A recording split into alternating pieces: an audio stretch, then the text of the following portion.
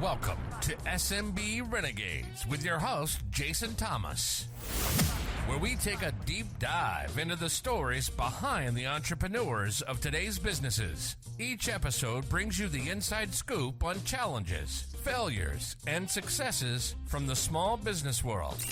Join us as we explore the often unheard stories of the individuals who are reshaping the world of business, one enterprise at a time. Tune in now for the latest episode of SMB Renegades.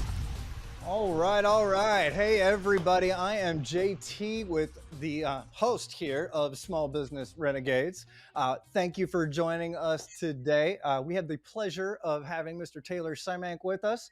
And Taylor, why don't you do us a favor for all of the viewers that don't know who you are already? How about you give them a little bit of background? Who's Taylor? What do you do? Yeah, for sure. I'll make it quick. So I spent a little time. I'm a sports background, transition to business. So spent a little time in the NFL, a lot of fun, which I'm assuming we'll talk about some of that. But yeah, literally from sports to business. Now I work for Apex with Ryan Stuman, if any of you guys are familiar with him. Helping with sales and building out, helping business owners kind of grow and scale their businesses is what I do now. Excellent. That sounds, a lot of similarities to what I do. So I figure this conversation is probably going to go pretty smoothly. I like that. But, I don't really want to talk about the consulting world and the business world too much. Today is really about getting to know who you are. So yeah, let's start way back. What was it like growing up as a young Taylor? Yeah, so I actually have a cool, just not only just the family dynamic and stuff for that, and that's kind of why I got into sports. So my grandfather, if you're familiar with football at all, the Cowboys back in the day with winning Super Bowls and so forth, he coached for the Tom Landry, won a couple of Super Bowls. So I got to meet and be around a lot of that. He was a strength coach. So by the time I was probably was 7, 8 years old, I was out doing, weights and like just training like anybody that would be, you just do the same kind of workouts with us, just lighter weights. He was doing with the pro guys. So that was my childhood, working out and outside, lifting, doing something. So had it was just a lot of fun, kept me in shape, of course. And actually I didn't realize it was how much it was going to bless me later on. But yeah, it ended up helping me a lot. So that's what my childhood looked like: working out, having fun, playing football, essentially. Working out, having fun, playing football as a kid. Yeah. That sounds like what kids should be doing. I think we should start a campaign just to get kids back out doing that. Maybe add some climbing trees in there. I know. That's fair. Got stuck in a few of those myself as a little kid, and you got to figure out how dad's gonna come and help you out with getting out of the tree. What about that part? Like, what was the family life like? Yeah, no, I have a brother and a sister. I'm the oldest. So kind of the same thing. We were all in it together. We did a lot of it. We're super close. So everything we did together. And mom and dad, my mom was she did basically aerobics. So she taught in the fitness world. So as a kid, I'd go to like the classes and do cycling class with her and whatnot. And then my dad was a doctor, he was a chiropractor. So just kind of all, fed into each other. Like, okay, we'll get the recovery process, we'll get the workout process. And then the family dynamic was just a lot of fun from there. So we were always doing something, never sitting really still, which is kind of like my personality now. I just I always want to keep going all the time. So that's probably where I get it from. I love that. I've gotten that impression from you in the couple of conversations that we have. You're definitely a high energy kind of guy. And I think that's probably why I invited you on the podcast in the first place. So switching gears from the family and being a young adolescent, let's kind of change things up a little bit. Let's start talking about, what was like one of the biggest challenges that you faced, and not necessarily as an adolescent, but in those formative years. When I was going into basically the NFL to get drafted, my senior year, I was leading the country in all the different stats for being a kicker and punter, going into the draft. Teams were looking at me. It was great. Everything was looking awesome. Going into your senior year, right? Like you look forward to this moment, especially as an athlete. And then I get hurt the 4th game of the season. I end up missing 6 games in my senior season, including senior day and all this kind of stuff. So we were sitting on the sideline with NFL scouts, just like, hey, man, like you're watching someone else play, right? It's the worst thing, on top of like the person that's basically holding your dreams, if you will, standing next to you being like, hey, why aren't you out? Why aren't you out there? And when are you going to be out there?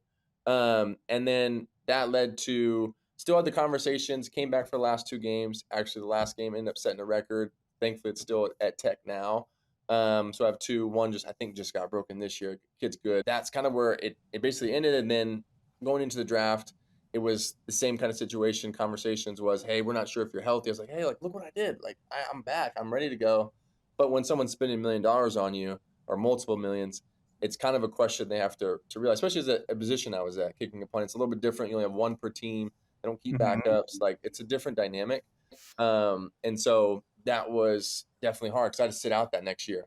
So I went to 2 different teams, did really well in the camps. Where it's like, hey, we just don't trust it. We need another year to just let it happen. I'm like, bro, like, what am I supposed to do for a freaking year? Like, you know, like, this is what I've been working for. So that year was rough. And then I ended up the next year is when I got into some teams and ended up playing for about 4 years. So that kind of ended up working out, but it was hard. That was probably one of the biggest struggles. I learned a ton in that season of my life. Actually had to go back home during that time, which is when I left for college. I was like, my goal is to never come back home and basically do the chores and be with my parents again and never get a random job in the meantime. Like, I was like, I did all of them, and I was back in my room as a high school kid. I was like, what, did I even grow up? You know what I mean? Like, I was like, I had like the same posters on the wall because my parents didn't move them. Like, did I even, you know what I mean? Like, how old am I? Right. So that part was just a mental sabotage. But it made me a lot stronger, and then it's made me who I am today. But yeah, that was definitely the first thing that pops up in my mind. I can imagine that's a pretty big thing going on. I mean, heartbreaking, but still with a silver lining at the end of it. And I mean, as much as I feel your pain on the going back home to mom and dad and having to do that stuff and having the room just the way that it was and all. I mean, brutal. At least you know you're always welcome back with mom and dad. You know, there's a nice silver lining in there as well. Yeah. So what was number 2 then? I got to know. That was, I mean, that's a, knock your socks off kind of thing. What's number 2? Number 2 is actually prior. I was younger. So I wanted to be a receiver. That was my goal. Like, that was my vision. I was always trained to be an athlete. Obviously, my grandfather. I was only 150. I'm obviously white, and I wasn't fast at the time. And so, like, as a receiver, that's not really recruitable at 150 white and somewhat slow. We're like a 4.7. You know, I was like, that's not really recruitable, but I always kicked because I just played soccer growing up, and the team needed it, and I was pretty good at it naturally, thankfully. And so that I had to make a decision my senior year in high school, like, hey, like, I gotta pick. If I want my goal, I still have the piece of paper. It's kind of a cool story, I guess. I was 12 years old. I wrote out like what I want my dreams were, and it was I still have the piece of paper where it's like play in the NFL, I want to play receiver, and if I have to, I'll kick. And so, like, my goal was to play receiver in the NFL, but then obviously my body didn't work with me until I got to college. And then I gained, and I'm like 195. I run a 4.4, and I'm like, where was this when I'm 6'3" now? Like, where I needed this one my senior year in high school, right? So, but it ended up helping me there. Then my goal become the most basically most athletic punter in the country, which I was able to hold that, which is it didn't go all to waste, right? But yeah, so that's kind of was the first, I guess the prior one of that with Harmon was like, hey, I got to pick, like, this was my dream. I had like, my goal was to play in the NFL, but I thought kickers were gay. Like, they were just soft, like they were just like that, like, person. I was like, I don't want to be viewed as that. Cause I'm like, I'm not that. I'm an athlete, like that's how I saw myself. I don't want to be like this fat guy that sits on the sideline and he can't play any other position. So he does that, like that's what my thought process was. It's changed a lot over time. The game has, but yeah, that was the one thing I was like, man, now I have to face this image the rest of my life. Like, it's just, it was tough at in a high school age. Like, okay, fine, no big deal. I love it, man. Yeah. I can definitely see where in high school that might have been a bigger blast to the ego. I mean, when you're on the Vikings as the kicker, though, there's kind of a little bit in there where you're kind of like, yeah, but you're not here, are you? Right. So really cool. Thank you for sharing that. And so if it wasn't going to be football, what was it going to be? Like, what was the other career path? Or was it always just football? I kind of had to make a decision in going into college. Obviously, you take 2 routes. Could have played could have played soccer, but the scholarship's a huge it's a different level, a different game. Like some of those D1 schools only offer 11 scholarships total for the team, and they travel with 20. So like some guys are on partials, and those schools are expensive too. It's not like, a lot of those good schools are, 50 plus per year. Like it's expensive.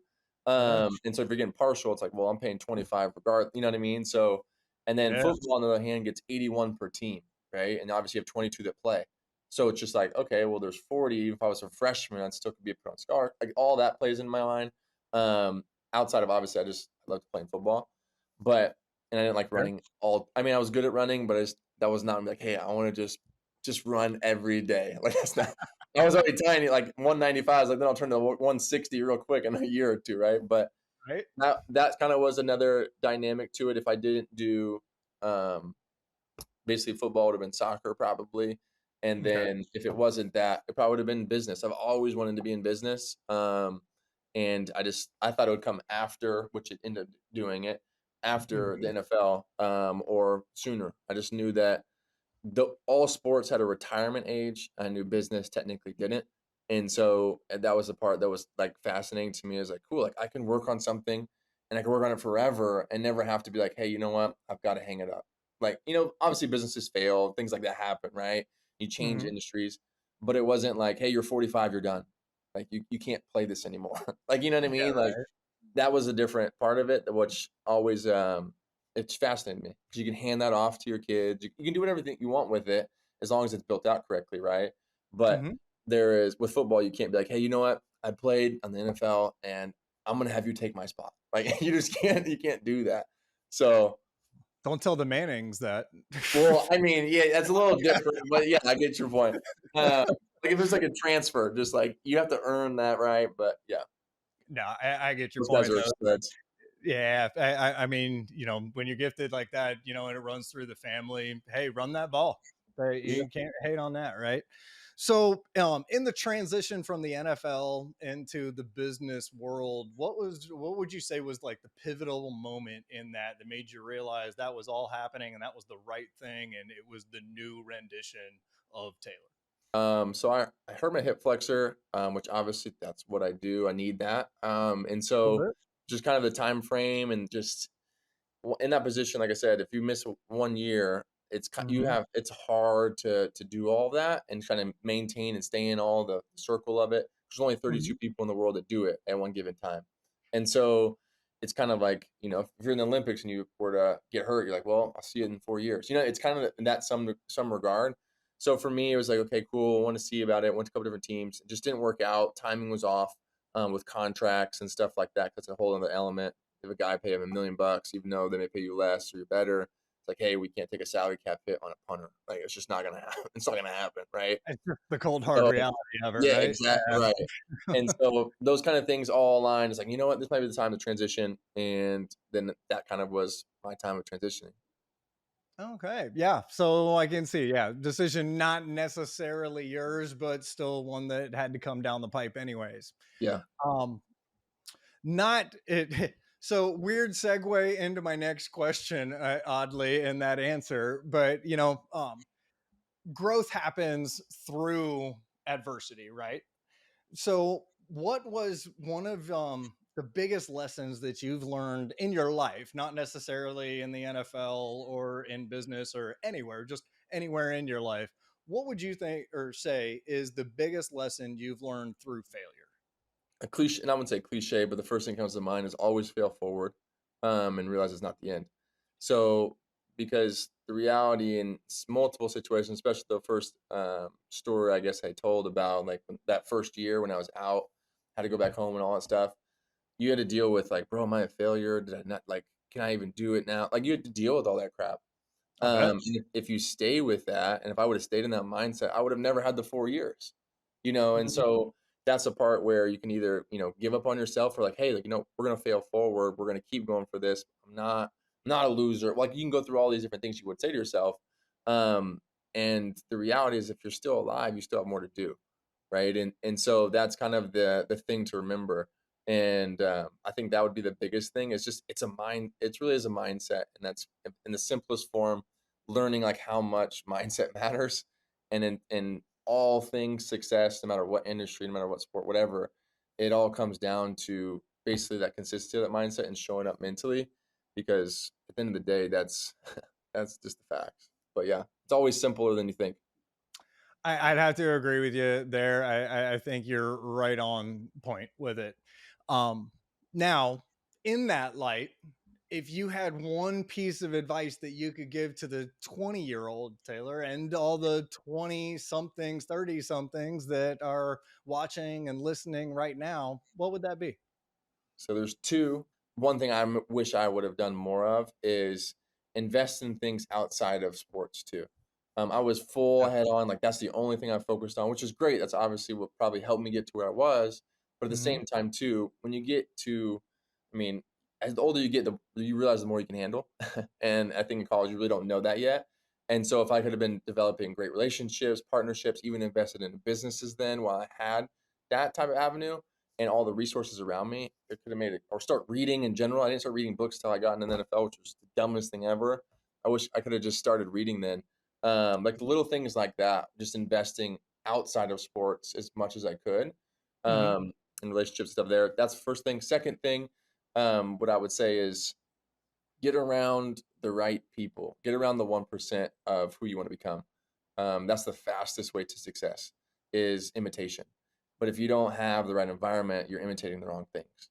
So that is the biggest key to, I would say, the fastest way to get anything, obviously, is through that. So that would be the biggest lessons, I would say. I love it. Yeah, I say it all the time that if professional athletes have coaches, why on earth would the rest of us think that we don't need coaches as well? 100. That was actually one of the big things. That was like an aha moment to me after I got into business, and like after about, I guess in year two, I was like, what made me 1% in the world? Like, what allowed me to get to Mhm. that? But like all athletics, no matter what it is, the system's already set up for you. You don't have to go out and get a coach. You don't have to go out and get like Mhm. all the different pieces. Like your board of directors, if you will, like your trainer, like all those different things. It's just given to you. But then when you get out in, let's call it the real world, you have to go create that. You have to put those people in place. You're the CEO of your life, so you got to create your board of directors. You got to create your team. You got to find your coach. Like you have to do that on your own. And until you like make that click, it's like, oh, like if I'm trying to emulate or like basically just replicate what I did in sports and business, I better do the same strategy. And then it came back to your point of like, I had coaches everywhere. Like even if Mhm. I didn't, because some coaches obviously like they're out of shape, like why would I listen to you? But they were there to keep you accountable and Fair. see things you didn't see. And so in life, the same thing is the case. Like, okay, cool. I need somebody that does that for me in order to make sure that I'm every day showing up the best I can. Otherwise, you only deal with it when pain happens, and usually that's Yeah. too late sometimes. So yeah, that goes to your point 100%. Excellent. So, Taylor, you're obviously a very driven person and you've accomplished quite a bit in your life. What's what is it that really keeps you going? Man, for me it's legacy. Two different things. One, I want like my kids to like I have it all written out too. It's kind of cool. I'm working on it right now. Of That's awesome. things that I have like principles that I live by, like a memorandum that I go through, and things Hmm. like that I want to hand over. Like basically, it's a PDF document. It's through Notion, so it's all organized. But like hand it to them. It's like, hey, like if I were to die tomorrow, you have a book of life essentially that you can help lead you to the best version of yourself. But I can't give that to them if I don't represent that, right? And so that has otherwise because kids they pay attention way more to what you do than what you say. And we're all that way, to be honest. But it's And in that example. I think that is what pushes me. And in a lot of ways, I was blessed to have the certain people around me, family members, the family I was born in. And I would do a disservice if I didn't do more. You know what I mean? Like, I know some people aren't born into that and they don't Mhm. get that. They start from behind the eight ball, and I may have not maybe I didn't start ahead of it, but I definitely started a little bit further. And so for me to be, nonchalant about it is disrespectful to everybody else that maybe didn't get that chance. And so Mhm. I want to take advantage of it, not only for myself, but I can help everybody else too the further I go. That's awesome. So, what's next? what's on deck for Taylor in the next 5 years, the next 10 years? Becoming bulletproof, not only from a financial standpoint, but in every way. Okay. So not bulletproof, like in not being able to be shot, like, but like I'm interested now. You got my attention. How are we doing this? Kevlar vest, like, I've been taking metal supplements, praying that it's gonna. yeah. So, but no, like just being even from a financial standpoint, I want to get to a point where like the whole legacy thing. I met Bobby Castro, and he kind of expanded my mindset. He's providing, like, he's got 1,000-year map, providing for basically 1,000 years for his family. So he's literally provided for himself, the next generation, and he's working on providing for the generation after that. And like that is where my mindset is going, of like, dang, like expanding, because I didn't think that, like I never thought that way. But the reality is like, okay, cool, like how can I do that, not only from a financial standpoint, but like who I am as a person. And the more people I impact allows my kids' kids to have those conversations, those relationships, as well as just all the other things that I do, right? And so for me, that is kind of I'm moving toward that way, and building that out. Obviously, I don't have a family yet, and as I do and I get and step into that I want to be creating that. So that's kind of what as it looks for me for the next 5 or 10 years. Love that. I've never heard of anybody putting out 1,000-year plan. That is me neither. It was freaking wild. He's a billionaire, but it's just like one of those things. No, most guys don't think that way. They're like the cool yacht and all that stuff, and it's just like, hey, whatever. But he's like, it blew my mind. It's like that's my kind of way of thinking. And when someone does it, right, it goes back to my first point of like, I'm gonna get around people and emulate it. Like that's how you get any type of success. So try to surround myself around those type of people, and hopefully can emulate that too. That's what I was thinking the whole time that you were saying that, is if you want to find greatness, find the people already practicing it and do everything that they're doing. Yep. Easiest way to get up the ladder. So, Taylor, I really appreciate you coming in and spending the time with us today. How can people get in touch with you and learn more about you and Apex and how you can help them in their careers? Yeah, absolutely. So easiest way is probably social media. Everybody's on it. And so Facebook, just Taylor Symmank. And then Instagram is basically TSYM, it's TSYMM, short for my last name. It's really easier. Okay. And then, yeah, any way there, shoot, you can actually send me a text. I don't care. I'll give it to you here. It's just 469-237-6329. So any way is easiest, doesn't matter. But I know everybody's on social media, so that's probably the best way. All right. And before the ladies come crawling, it wasn't a good idea. Yeah, I was like, dude's giving out his phone number. I didn't think about that clearly. Yeah. Let's pack that one back into the box. Yeah, for sure. So, on that, should the ladies be calling you, or do we? That position's already filled. Yes. That position is already filled. Yes. Fair enough. Well then, ladies, sorry that if that was the direction you were trying to go with that, not this time. But again, Taylor, thank you so much for joining us. Hopefully we can do it again someday, and I look forward to our next conversation. I do too. Thank you for having me. It was awesome. Excellent, man. Take care. All right. That's a wrap for this episode of SMB Renegades. Hosted by Jason Thomas of Big Sky Consulting in Orlando, Florida. We hope you've enjoyed hearing our guests' stories and insights. We hope you've taken away some valuable lessons. Tune in next week for another episode featuring more stories from the entrepreneurs and business leaders who are shaping the world of today. Be sure to visit our website at www.smbrenegades.com for more information about our guests and to join our community of entrepreneurs. Thank you for listening, and join us again next week for more stories and insights from the people who are rewriting the rules of business.